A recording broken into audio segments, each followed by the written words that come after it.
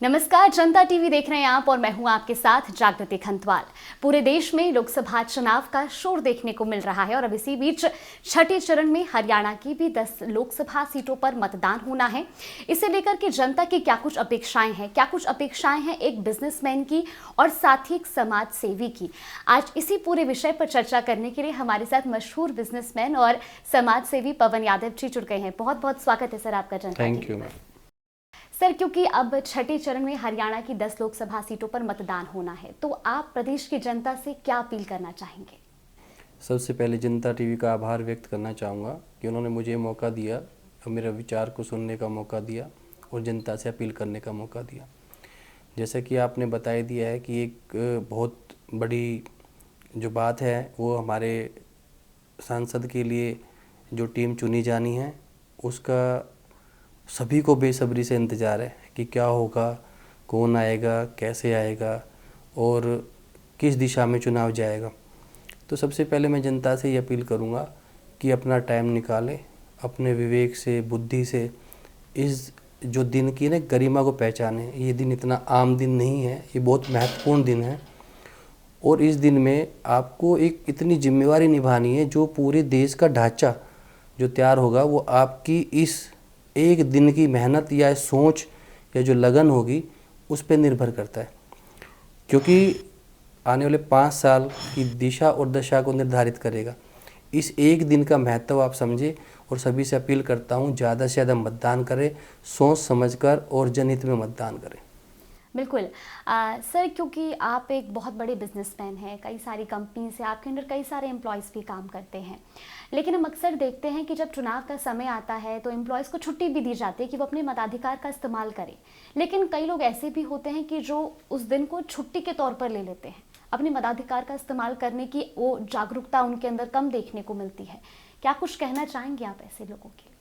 नहीं, ऐसा कुछ नहीं है। ये 10-15% लोग होंगे ऐसे जो इस तरह से देखते हैं। वो भी उनकी एक मजबूरी है, क्योंकि वो एक डिसाइड नहीं कर पाते। उनका जो फैक्टर है, उनकी जो कमजोरी है, इसको छुट्टी की तरह लेना, मतलब वो उतने विवेकशील तरीके से ये चुनाव नहीं कर पाते कि उन्होंने किसके पक्ष में मतदान करना है।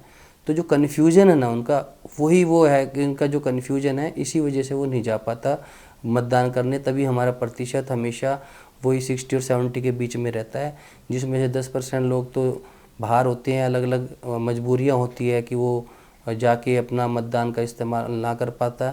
दूसरी बात आती है कि कुछ लोग ऐसे हैं जो डिसाइड ही नहीं कर पाते कि किस दिशा में उसको अपना वोट डालना है। इस वजह से आपको लगता है कि वो छुट्टी जैसा माहौल व्यतीत करते हैं। बिल्कुल।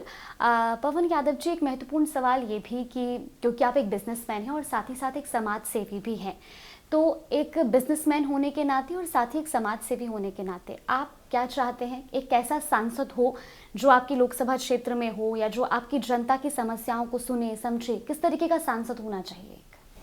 देखिए, जो सांसद है ना, वो एक ऐसी उम्मीद है उस क्षेत्र की जिस क्षेत्र से वो चुना जाना है कि उसका विकास, उसका ढांचा क्या होगा, उसमें क्या क्या सुख सुविधाएं चाहिए, क्या मूलभूत सुविधाएं चाहिए, शिक्षा का क्या महत्व होगा, रोज़गार का क्या महत्व होगा, वह जो अपना किसान वर्ग है उसका क्या महत्व होगा। ये सारी चीज़ को ध्यान में रख के ही इसका चुनाव होता है। तो जो भी सांसद चुना जाए उन्हें इन सभी बातों का ध्यान रखना पड़ेगा कि चुनाव में वोट मांगते समय उसने जो प्रोमिसेस किए हैं तो जनता ने उसके आधार पे एक उम्मीद देखी है और उसको उस उम्मीद को पूरा करना चाहिए। बिल्कुल। हरियाणा की 10 लोकसभा सीटों पर चुनाव है और अगर भिवानी महेंद्रगढ़ लोकसभा सीट की बात की जाए, ये आपकी कर्म भूमि भी है और यहाँ से प्रत्याशी कांग्रेस के भी मैदान में है, बीजेपी के भी हैं, कई निर्दलीय प्रत्याशी भी मैदान में हैं। जो कांग्रेस प्रत्याशी हैं रावदान सिंह जी, वो भी जनता के बीच में पहुँच रहे हैं। क्या खूबियाँ आप उनमें देखते हैं कि किस तरीके से वो जनता के बीच में पहुँच रहे हैं और क्यों, मतलब जनता उन्हें चुने या किस तरीके से आप उनसे प्रभावित हुए हैं? देखिए, बिल्कुल सही बात है। अभी हर जो भी कैंडिडेट है अपने क्षेत्र में वो पूरी लगन से काम कर रहा है, दिन रात एक करे हुए हैं। पर इसमें कुछ लोग ऐसे भी हैं उम्मीदवार जो 5 साल में कुछ टाइम के लिए ही आते हैं, मानो कि 30 या 35 दिन के लिए आते हैं। जबकि बात आप दान सिंह जी की कर रहे हो तो वो पूरे 5 के 5 साल अपने हलके में ही रहते हैं और आने वाले टाइम में जैसे आप देखोगे कि पहले वो एमएलए थे, 20 साल से एमएलए हैं उस एरिया में, और अब जनता ने या उनकी पार्टी ने उनको इस लायक समझा कि अब वो 3 जिलों का प्रतिनिधित्व करके और सेंटर में बैठे। अब जनता को एक बार जो टर्न अराउंड के रूप में देखता हूँ, दान सिंह जी को मौका देना चाहिए। और मैं समझता हूँ अगर हम अपने उम्मीदवार पे पूरा भरोसा करेंगे तो वो उम्मीदवार भी आपके भरोसे पे खरा उतरेगा। बात रही कि इनके अंदर ऐसा क्या है, तो इनके अंदर क्या, एक सोच का नाम रावदान सिंह है, एक धैर्य का नाम रावदान सिंह है। बिल्कुल। क्योंकि बात हम भिवानी महेंद्रगढ़ लोकसभा सीट पर अभी कर रहे हैं, आपकी कर्मभूमि भी है और यहाँ से रावदान सिंह जी मैदान में है बतौर प्रत्याशी।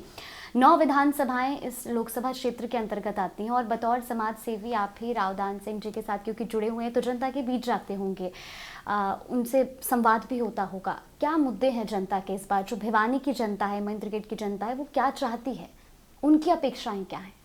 देखिए, जैसा कि आपने बताया कि भिवानी महेंद्रगढ़ में 9 विधानसभा सीटें लगती हैं, उन सभी में मेरा मानना है कि लगभग जो 8 विधानसभा सीटें हैं उनका एवरेज 1 है और एक जो नांगल चौधरी विधानसभा है उसका 1 है। मतलब ज़मीन आसमान का फ़र्क है। अगर मैं नांगल चौधरी की बात करूँगा तो सबसे ज़्यादा विकास की ज़रूरत नांगल चौधरी को ही है, क्योंकि जैसे ही हम नारनौल पार करते हैं हमें ऐसा लगता है कि हम राजस्थान में आ गए हों, और नारनौल जैसे ही पार करते हैं वैसे ही नांगल चौधरी में फील आती है कि यहाँ पे एक कॉन्स्टिट्यूंसी नहीं है, एक छोटा सा कस्बा है जहाँ लोग आते हैं जाते हैं, और सही पूछो तो वहाँ की जो मार्केट है वो भी आपको लगेगी बहुत छोटी सी, मतलब सीमित दायरे में रहेगी, फली फूली नहीं है। उसके लिए भी लोगों को नारनौल जाना पड़ता है। तो वहाँ पे जो पिछली 2 योजनाएं रही हैं जब से वो कॉन्स्टिट्यूंसी बनी है नांगल चौधरी, उससे लेके आज तक उसमें कोई खास कोई डेवलपमेंट दिखी नहीं है। बिल्कुल। जब एक सांसद को चुना जाता है या अपना नेता चुना जाता है तो जनता का जागरूक होना बेहद आवश्यक है। बतौर एक समाज सेवी आप भी ये मानते होंगे कि जनता को पता होना चाहिए कि उसकी क्या उम्मीदें हैं, उसकी क्या ज़रूरतें हैं और कौन उन्हें पूरा कर सकता है। जब आप जनता के बीच में जाते हैं, उनसे बातचीत करते हैं, तो आप क्या महसूस करते हैं कि जनता किन मुद्दों को देख करके आज के समय में किस आधार पर वोट करती है? देखिए, जैसे हमने अभी बताया कि हमारे नेताओं के अंदर क्या खूबियाँ होनी चाहिए, हमारे नेता कैसे होना चाहिए, उनकी लीडरशिप कैसी होनी चाहिए, ऐसे मैं कहना चाहूँगा जनता का भी माइंडसेट एक जगह टिकना चाहिए, एक स्थिरता होनी चाहिए कि अपने लीडरशिप के अंदर वो क्या देखते हैं, और अगर वो चीज़ें उनको मिल जाए तो एकजुट होके उसे मौका देना चाहिए। मतलब ट्रस्ट करना चाहिए। ट्रस्ट या तो 0 होता है या 100% होता है, या तो आप ट्रस्ट करो या ना करो। जब आप ट्रस्ट करो अपने नेता पे तभी वो आपकी अपेक्षाओं पे खरा उतरेगा। अगर आपका ट्रस्ट में कहीं खोट है तो जाहिर सी बात है नेता भी वो चीज़ पूरी नहीं कर पाएगा जो आप उससे चाहते हो। रही बात कि जनता की वहाँ मूलभूत सुविधाएं क्या क्या हैं, सबसे बड़ा रोज़गार।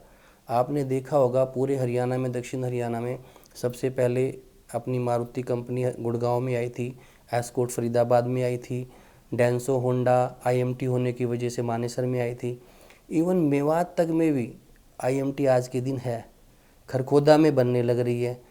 मेरे को सिर्फ ये बताया जाए कि महेंद्रगढ़ और भिवानी में आज तक ऐसी इंडस्ट्री क्यों नहीं आई, जो कि सबसे पिछड़ा हुआ था। उसके बाद आते हैं हम प्रॉपर नांगल चौधरी में, वहाँ डार्क जोन होने की वजह से कोई भी रोज़गार नहीं है, चाहे वो जमींदारा हो, चाहे कृषि योग्य कोई अलग एक्टिविटी हो, चाहे एग्रीकल्चर से और कोई जुड़ी हुई एक्टिविटी हो, कोई भी चीज़, क्योंकि डार्क जोन है तो पानी नहीं है। अब इंडस्ट्रियाँ वहाँ लग रही है जहाँ पे पानी की मात्रा पूरी है, जहाँ पे कृषि करी जाती है, और जहाँ पे पानी नहीं है वहाँ इंडस्ट्री नहीं है। तो ये जो एक फैक्टर है ये मेरी समझ से कहीं परे है। एज ए बिजनेसमैन हम देखते हैं कि अगर वहाँ पे डार्क जोन है तो सारी इंडस्ट्रियाँ वहीं पे शिफ्ट होनी चाहिए जिससे रोज़गार बढ़े। सर, क्योंकि एक समाज सेवी होने के नाते आप जनता के बीच जब जाते होंगे तो उनकी समस्याओं को भी बेहतर तरीके से समझ पाते हैं, और होता है कि समाज सेवी से भी लोग बहुत अच्छे तरीके से जुड़ पाते हैं, अपनी समस्याओं को भी बता पाते हैं। लेकिन अक्सर देखा जाता है जब इलेक्शंस का समय होता है तो एक मेरा सवाल बड़ा महत्वपूर्ण ये भी कि जो बिजनेसमैन होते हैं वो पॉलिटिक्स से, और ख़ासतौर पर इलेक्शन के समय में क्यों पॉलिटिक्स से थोड़ा डिस्टेंस मेंटेन कर लेते हैं, दूरियां बना लेते हैं? नहीं, आपका क्वेश्चन बहुत ही ज़्यादा गंभीर है, पर मैं इसका आंसर करना चाहूँगा। ये डिस्टेंस नहीं होता है, ये होता है कि अगर किसी भी नेता के साथ आप जुड़ गए तो आपने 10-20 साल जो मेहनत की हुई है, जो आपने अपना बिजनेस ग्रोथ किया है, अगर कहीं ना कहीं कोई इन्फ्लुएंस हुआ तो ये लगेगा कि इसकी खुद की मेहनत नहीं है, ये इस बिज़नेस को जो इम्प्रूव किया है उस नेता ने किया है या उस मंत्री ने किया है या उस पॉलिटिकल इन्फ्लुएंस ने किया है। तो हर बिजनेसमैन थोड़ा सेग्रीगेट रहता है। और बात जहाँ तक है कि मेरी इंडिविजुअल्स की, तो मैं खुल के रावदान सिंह का समर्थन करता हूँ और हमारा भरोसा है कि भाई वो इंसान ठीक है तो हम उसको सपोर्ट करेंगे, खुल के सपोर्ट करेंगे। हमें किसी तरह का कोई भी डर या किसी तरह की ऐसी गंभीरता नहीं है हमारे जीवन में कि हम उनके साथ खड़े तो हमारे साथ कुछ गलत होगा, क्योंकि ना तो वो गलत है ना हम गलत हैं। बिल्कुल। क्योंकि अब आप खुलकर कह रहे हैं कि आप रावदान सिंह जी के समर्थक हैं, और हमने देखा है कि जब चुनावी प्रचार प्रसार के लिए कोई भी प्रत्याशी मैदान में होता है तो वो एक पूरे दावे के साथ जाता है कि यहाँ की जनता का प्यार हमें मिलेगा, यहाँ की जनता का समर्थन हमें मिलेगा। क्या ऐसी खूबी उनके अंदर है जो आपने महसूस की इतने समय में? सिर्फ एक पारिवारिक नाते से ही नहीं, एक समाज सेवी, एक बिजनेसमैन, एक आम जनता के नाते भी आपने क्या ऐसी चीज़ें महसूस करी कि जनता उन्हें चुने और वो सांसद बने तो वो उन चीज़ों पर काम कर सके जो बिंदु आपने गिनवाए, जो मतलब ध्यान आकर्षण का केंद्र है कि बेरोजगारी है या कंपनीज लाने की आवश्यकता है, किन क्षेत्रों में काम करने की ज़रूरत है? देखिए, जब लीडरशिप की बात आती है तो ये दान सिंह जी अपने कॉलेज टाइम से लीडरशिप में रहे हैं। वैसे ये अपने एक एग्रीकल्चर फैमिली से रहे हैं भिवानी में। प्रहलादगढ़ एक जगह है, वहाँ के रहने वाले हैं। तो हमने दान सिंह जी के अंदर एक चीज़ देखी है कि इन्होंने अपना निजी हित त्याग कर जनहित में कार्य किया 20 साल से। क्योंकि जो लोग निजी हित में लग जाते हैं ना, वो फिर जनहित का काम नहीं कर पाते। दान सिंह जी ने आज तक जो 20 साल में किया होगा ना, मेरे ख्याल से गुड़गांव से लेके महेंद्रगढ़ तक ये मुश्किल है जानना कि रावदान सिंह की कॉन्स्टिट्यूंसी कौन सी है। लोगों का ये भी सस्पेंस ख़त्म हो जाएगा कि भाई सस्पेंस बना रहेगा कि कौन सी कॉन्स्टिट्यूंसी से ये एमएलए है। कारण गुड़गांव में जाएं तो रावदान सिंह, रेवाड़ी में जाएं तो रावदान सिंह, अटेली में जाएं तो रावदान सिंह, महेंद्रगढ़ में जाएं तो रावदान सिंह, नारनौल में जाएं तो रावदान सिंह, नांगल चौधरी में जाए तो रावदान सिंह। अब आम लोग जो ठीक है पॉलिटिकल जुड़े हुए हैं या मीडिया में देख लेते वो अलग बात है, अदरवाइज कोई ये सेग्रीगेट नहीं कर पाएगा कि दान सिंह जी दिल्ली से लेके और महेंद्रगढ़ किस कॉन्स्टिट्यूंसी से एमएलए बने हुए हैं। देश की जब बात की जा रही है, क्योंकि ये केंद्र की सरकार चुनने का समय है, लोकसभा चुनाव का पर्व, और देश की 60% से ज़्यादा आबादी युवा है, तो युवा मतदाता का एक बहुत बड़ा योगदान है केंद्र की सरकार चुनने में, अपने सांसद को चुनने में। युवा आज के समय में क्या चाहता है, चाहे फिर वो बिजनेस में हो या अपना खुद का काम करता हो, सेल्फ स्टार्टअप हो, क्या उम्मीदें आपने देखी है कि युवाओं के अंदर, और ख़ास तौर पर क्योंकि भिवानी महेंद्रगढ़ में जो क्षेत्र है वहाँ के युवा क्या सोचते हैं आगे आने वाले समय के लिए? देखिए, यूथ है ना, यूथ तो एक, आप अगर ग्लोबली देखेंगे तो यूथ अब कई देशों पे तो ख़त्म ही हो गया है। कईयों का जो रेशो आ रहा है 50 से 60 साल का आ रहा है, जो वहाँ पे अर्नर है या जो बोलो एम्प्लॉई है, सिर्फ यहीं का है। इंडिया का सबसे अच्छा है कि जो यूथ है वो मेरे ख्याल से 35 से जो 40 साल का जो यूथ है वो 60-70% आबादी है हमारी। तो यूथ अब क्या देख रहा है, यूथ ने अपने पेरेंट्स को देखा है कि पेरेंट्स ने कितनी मेहनत करके और पेरेंट्स उनको पढ़ा लिखा के कहाँ तक लाए। अब यूथ का क्या है, यूथ एक ही चीज़ देख रहा है, यूथ जाए तो जाए कहाँ। यूथ को फिर वही जो पिछले वाला क्वेश्चन था, यूथ को तो सिर्फ एक रोज़गार चाहिए। यूथ को अगर दिशा नहीं मिलेगी तो यूथ भ्रमित होगा, यूथ फिर उसमें गलत दिशा में जाएगा, यूथ फिर नशे में जाएगा या और ज़्यादा कुछ उल्टी सीधी चीज़ों में जाएगा। यूथ को हम ज़्यादा दिन तक ओपन नहीं छोड़ सकते। अगर यूथ को हमने ओपन छोड़ दिया तो यूथ ख़राब हो जाएगा। यूथ को बांधे रखने के लिए हमें प्रॉपर एजुकेशन देनी पड़ेगी, प्रॉपर एम्प्लॉयमेंट देना पड़ेगा, जिससे यूथ टाइमली बिजी हो जाए, इधर कॉलेज से पास आउट हो और पास आउट होते ही वो अपने पैरों पे खड़ा हो जाए। बिल्कुल। जब हरियाणा की बात की जाती है तो हरियाणा के ही कुछ इलाके आपने गिनाए, जैसे गुड़गांव, फरीदाबाद, सोनीपत, जहाँ पर बिजनेस भी है, काफ़ी सारे काम है, कारोबार है, रोज़गार है, और वहाँ पर सिर्फ हरियाणा के ही नहीं पड़ोसी राज्यों के भी लोग आते हैं। अब क्योंकि बात आपने कही भिवानी महेंद्रगढ़ सीट की, जहाँ पर कुछ इलाके ऐसे भी हैं जिनका आज तक विकास नहीं हो पाया और वहाँ से लोग पलायन करने को मजबूर हैं रोज़गार के लिए, किस तरीके से ये संभव है कि जो गुड़गांव, फरीदाबाद या जो अन्य क्षेत्रों में जो कंपनियां हैं जहां पर इतना ज़्यादा क्राउड है, इतनी भीड़ भाड़ है, उसका सरप्लस हो सके इन सब इलाकों में भी, भिवानी, महेंद्रगढ़ या वहां पर कुछ इलाके जिनको डेवलप करने की ज़रूरत है। और एक बिजनेसमैन होने के नाते क्या वहां पर वो सुविधाएं हैं एक बिजनेसमैन के लिए कि वो वहां पर आए, सेटअप कर सके? देखिए मैम, अभी जो आप बता रही हैं वो चीज़ें प्रपोज्ड हैं। हम सिर्फ भविष्य की बात कर लें तो भविष्य में कुछ भी नामुमकिन नहीं है। भविष्य तो जैसा आप लोग बनाएंगे, जैसा जनता अपना प्रतिनिधि चुनेगी, वो उनका वैसे ही भविष्य बनाएगा। अब अगर बात करें कि वहाँ पे अपॉर्चुनिटीज़ क्या आएंगी, फ्यूचर अपॉर्चुनिटीज़ क्या आएगी, तो फ्यूचर में अगर एक कोई विज़न लेगा उस एरिया की, अगर जनता विज़न लेगी तो वहाँ का नेता विज़न लेगा। तो जितनी इंडस्ट्रियाँ, मैं कहता हूँ जो कुछ पॉल्यूटेड इंडस्ट्रियाँ हैं जो एनसीआर में नहीं रह सकती, क्योंकि यहाँ आईक्यू लेवल आप देखते हो, एक्यू लेवल बहुत ज़्यादा डिफ़र करता रहता है। तो कुछ इंडस्ट्रियाँ यहाँ से अगर शिफ्ट हो जाएँ तो जो उस एरिया में है वहाँ पे देखो डार्क जोन है, वहाँ पे रोज़गार नहीं है और वहाँ का जो एक्यू लेवल है वो कम है, तो वहाँ जाके वो भी बैलेंस हो जाएगा। तो जितनी इंडस्ट्रियाँ, मैं समझता हूँ, मेरा कहने का मतलब नहीं कि पोल्यूटेड इंडस्ट्रियाँ सारी, लेकिन कुछ इंडस्ट्रियाँ ऐसी है जो ऑरेंज कैटेगरी की है, जो वहाँ पे शिफ्ट करी जा सकती है। रेड कैटेगरी तो कहीं पे भी नहीं होनी चाहिए, वो तो और ही ज़्यादा जहाँ पे रिहाइश का एरिया ना हो वहाँ पे होनी चाहिए। बट जो ऑरेंज कैटेगरी की जो है ना, जिसमें पोल्यूशन कम होता है, वो सारी इंडस्ट्रियाँ वहाँ जा सकती है, जिससे हमारा एनवायरनमेंट भी ठीक होगा, एनवायरनमेंट भी बैलेंस होएगा। दूसरा, फ्यूचर में ये रहना चाहिए कि जब भी हमारे पास अगर कहीं से बाहर से फंडिंग आ रही है, बाहर से इन्वेस्टर आ रहे हैं, ग्लोबली इन्वेस्टर आ रहे हैं, तो एक बैलेंस क्रिएट किया जाए। पहले गवर्नमेंट अपने पास बुलाए, फिर रेशो देखे कि भाई यहाँ पे ज़मीन आपको, अगर मान लो गुड़गांव में अगर 50 एकड़ ज़मीन लेनी है तो 50 एकड़ के लिए उसको 500 करोड़ की ज़मीन मिलेगी, वहाँ पे वो 50 करोड़ की ज़मीन मिल जाएगी। तो उसको वहाँ डेवलप करने में और उस चीज़ को फिर यहाँ प्रोडक्ट को ट्रांसपोर्ट करने में बहुत माइनर सा अमाउंट देना पड़ेगा। तो ये कैलकुलेटिव चीज़ें हैं। अगर हम ये कैलकुलेशन करते हैं कि यहाँ 500 करोड़ की ज़मीन है और वहाँ पे 50 करोड़ की ज़मीन है, तो वो प्रोडक्ट, मैं कहता हूँ कि उसका मानना है उसकी कंजप्शन गुड़गांव में ही है, मैं मान लूँ, तो भी जो 450 करोड़ के गैप है, उस गैप से वो ट्रांसपोर्टेशन का खर्चा बहुत कम होगा, पहली चीज़। दूसरी चीज़, जो वहाँ का रोज़गार है, अब यहाँ पे जो एम्प्लॉई है, यहाँ पे आप एवरेज जो है उसकी इनकम 50,000 से 70,000 के आसपास है। वहाँ के एम्प्लॉय की जो है, अगर वहाँ पे आज देखो 8 से 10,000 रुपये भी नहीं मिल रहे उसको, तो वो जो एम्प्लॉय मिलेगा उसको वहाँ पे, वो एम्प्लॉय 50-70 की बजाय उसको मिलेगा 20 से 25,000 रुपये में। तो दोनों ही एक बैलेंस हो जाएंगे, इन्वेस्टमेंट जो कर रहा है उस बंदे के लिए भी, हमारी जनता के लिए भी। तो मैं ये कहूँगा, जो भी गवर्नमेंट चुन के आती है उस गवर्नमेंट को ये थोड़ा बैलेंस करना पड़ेगा, कहाँ पे किस चीज़ की कितनी ज़रूरत है। बिल्कुल। राव दान सिंह जी बढ़ चढ़कर प्रचार प्रसार कर रहे हैं, जनता के बीच भी पहुंच रहे हैं। हमने उन्हें चुनावी जनसंवाद करते हुए भी देखा।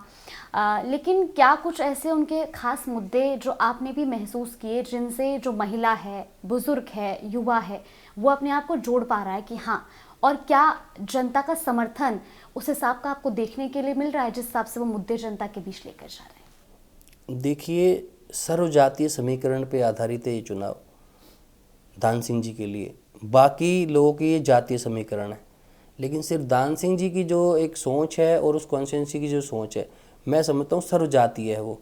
वहाँ पे कोई जात पात का भेदभाव नहीं है।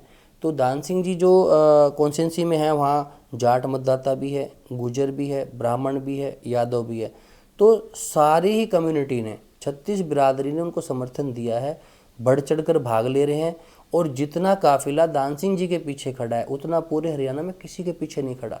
आप कहीं यूट्यूब देख लीजिए, आप अपने चैनल देख लीजिए, आप सैटेलाइट चैनल देख लीजिए, आप कोई भी कवरेज देख लीजिए, जितनी भीड़ राव दान सिंह जी के साथ है, मेरे ख्याल से किसी के पास नहीं है। दूसरा, मैं ये कहूँ कि चुनाव हो रहा है हमारे यहाँ हरियाणा में 10 लोकसभा सीटों पे, तो भिवानी महेंद्रगढ़ एक पहली ऐसी सीट होगी जो निर्णायक होगी, और जो अभी भी अगर मेरा मानना तो ये है कि मैं मतलब निश्चित तौर पे वो जीते हुए हैं। पहली बात, सिर्फ मार्जिन का फ़र्क है, कितने मार्जिन से जीतते हैं, एक बात। दूसरी बात ये है कि दान सिंह जी का जो स्वभाव है वो इतना विनम्र है, छोटे हैं तो छोटे जैसे हो जाएंगे, बड़े हैं तो बड़े जैसे हो जाएंगे, और बुजुर्ग है तो बुजुर्ग जैसे हो जाएंगे। तो जिनका तालमेल है ना, तो बंदे के अंदर समावेश, मतलब वो एक नवज टटोलना जानते हैं कि भाई उस जिस बिरादरी में बैठे उस बिरादरी की सोच क्या है। वो ऐसे सेग्रीगेशन नहीं करते कि मैं वहाँ जाऊँगा तो मेरा ये भला होगा। वहाँ जाऊँगा तो ये भला होगा। उल्टा सोचते हैं, मैं वहाँ जा रहा हूँ तो मैं उस समाज को क्या दे के आऊँ, मैं यहाँ जा रहा हूँ तो इस समाज को मैं क्या दे दूँ। तो वो ये एक त्याग और सेक्रीफाइस की जो मूर्ति है वो रावदान सिंह जी है। दूसरी बात, अगर ये आप कल्चर की बात करें तो जो कल्चर है हरियाणा का ये रहा है कि जो जितना जुड़ाव अपने लोगों से रखेगा उनके दिल में उतनी जगह बनाएगा। तो इसी वजह से इन्हीं आधार पे मैं ये कह रहा हूँ कि वो जो पहली ही एक ऐसी सीट होएगी जिससे सबसे पहले रिजल्ट आएगा और इसमें खाता खुलेगा दान सिंह जी से। और नांगल चौधरी जो हमारी एक ऐसी विधानसभा है जो पिछड़ी हुई कहूँगा मैं, बिल्कुल पिछड़ी हुई है। ये मानो कि 90 में से एक ऐसी है जो आप 89 ही समझो, 90 है ही नहीं। आज तक उसको कॉन्स्टिट्यूंसी किसी ने माना ही नहीं है, क्योंकि 2 बार तीन योजना हो चुकी है जब से वो बनी है। पहले बहादुर सिंह जी थे, अब अभय सिंह जी 2 योजनाओं से हैं। तो मैं ये चाह रहा हूँ कि इसको एक ऐसा लगे कि 90 में चमके कि कुछ हुआ है। आप गुड़गांव में थोड़ा सा विकास करेंगे, कितने % कर लेंगे? अगर यहाँ की इकोनॉमी, मैं कहता हूँ अगर यहाँ का GST आपका 4000 करोड़ आता है महीने का, तो कितना 4200 आ जाएगा। तो इजाफा हुआ आपका सिर्फ 200 का। लेकिन वहाँ पे आज GST आ लो 30 करोड़ आ रहा है, और वहाँ पे अगर 200 तो 230 आप एक रेशो देखेंगे ना, 700-800% चला जाएगा। तो ये इकोनॉमिस्ट बताएंगे ये चीज़ों को कि जो फैक्ट्स है वो यही है कि वहाँ की जो आज डिमांड है ना जनता की, वो रावदान सिंह जी है। कारण भी है, पढ़े लिखे हैं, शिक्षित है, युवा है, और मतलब हर वर्ग को साथ लेके चलने वाली एक सोच है वो रावदान सिंह जी की। बिल्कुल। एक महत्वपूर्ण सवाल पवन यादव जी, जब हम जनता के बीच में हम जाते हैं तो कई तरीके की प्रतिक्रियाएं आती है कि वो चुनाव के साथ, वो वोट किस आधार पर दे रहे हैं। एक नागरिक होने के नाते आप क्या मानते हैं, एक सांसद के चेहरे पर वोट होना चाहिए या केंद्र की गद्दी पर कौन बैठेगा उस व्यक्ति के चेहरे पर वोट होना चाहिए? नहीं, आप सिर्फ चेहरे पे जाओ तो इंडिविजुअल आप किस पे ट्रस्ट कर रहे हो।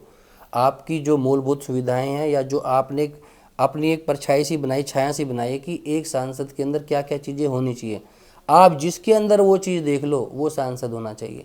क्योंकि एक आदमी की सोच जो दिल्ली में बैठ के सोच रहा है, वो वहाँ ग्राउंड रियलिटी पे जाके सोच नहीं सकता कि जनता को क्या चाहिए।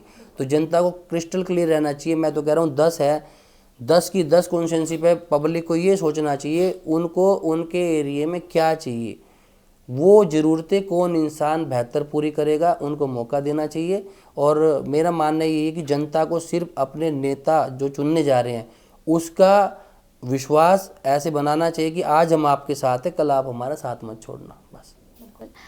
पवन यादव जी, आखिरी में एक सवाल करना चाहूँगी, हरियाणा में आप क्या अपेक्षाएं रखती हैं जो एक चुने हुए प्रतिनिधि को पूरी करनी चाहिए? देखिए, मैं आपकी बात से बिल्कुल वो रखता हूँ कि भाई आज जनता उस पर विश्वास कर रही है। जब जनता उसे जिता के भेजेगी तो उसे ये बिल्कुल नहीं भूलना चाहिए कि जो पिछले 40-42 दिन वो जनता के पास खड़े थे सारे उम्मीदवार, वो किस हालत में खड़े थे और जीतने के बाद वो कैसे मुंह फेर लेते हैं, ये बिल्कुल नहीं होना चाहिए। जितने भी जनप्रतिनिधि चुने जाते हैं सभी को ये ध्यान रखना चाहिए कि आज वोट मांगते टाइम जो स्थिति है, कल जब वो अपनी बारी अपना हक मांगे तो उनको मुंह नहीं फेरना चाहिए। बिल्कुल। तो हरियाणा में छठे चरण में 25 मई को मतदान होना है और 10 लोकसभा सीटों में अगर हमने बात की आज भिवानी महेंद्रगढ़ लोकसभा सीट की, तो वहां पर क्या कुछ आज के समय में मांगे हैं, क्या कुछ सुविधाओं के अभाव वहां पर हैं जिस पर एक सांसद को काम करने की जरूरत है, इस पर आज हमें बताया हमारे मशहूर बिजनेसमैन और समाज सेवी पवन यादव जी ने। सर, बहुत बहुत धन्यवाद आपका अपना कीमती समय निकालकर हमारे साथ जुड़ने के लिए। टीवी का भी बहुत बहुत धन्यवाद। तो 25 मई को हरियाणा की 10 लोकसभा सीटों पर मतदान होना है और ऐसे में क्या कुछ ऐसे महत्वपूर्ण बिंदु है जिन पर ध्यान रखकर एक आम नागरिक को मतदान करना चाहिए, वो आज पवन यादव जी ने हमें बताया। फिलहाल के लिए बस इतना ही। आप देखते रहिए जनता टीवी।